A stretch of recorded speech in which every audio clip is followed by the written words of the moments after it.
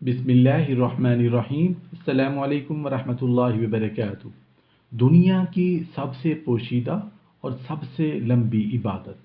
आप सल्लल्लाहु अलैहि वसल्लम ने इरशाद फरमाया, तर्जमा, खबरदार हो जाओ, कसम ब खुदा मैं तुम में सबसे ज़्यादा अल्लाह से डरने वाला और तुम में सबसे बड़ा मुत्तकी हूँ, लेकिन मैं रोज़ा रखता हूँ और बिला रोज़ा भी रहता हूँ और रात में नमाज भी पढ़ता हूँ और आराम भी करता हूँ और औरतों से निकाह भी करता हूँ। बस जो शख्स मेरी सुन्नत और तरीक़ा से आराज़ करे वो मुझसे नहीं।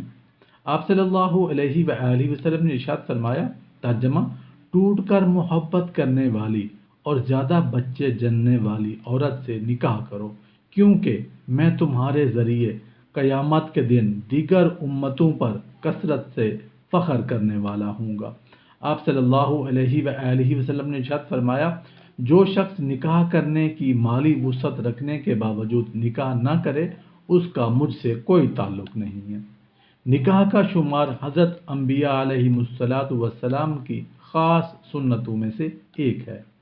उलमा और बुज़ुर्गों का फरमान है, सबसे लंबी इबादत दो है।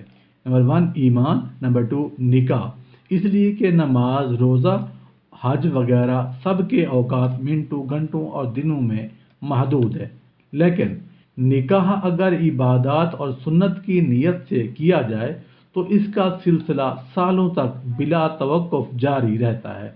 मसलन 20 साल की उम्र में निकाह हुआ और 80 साल की उम्र पाई तो मुसलसल 60 साल लगातार आदमी निकाह की इबादत में मशगूल करार पाएगा।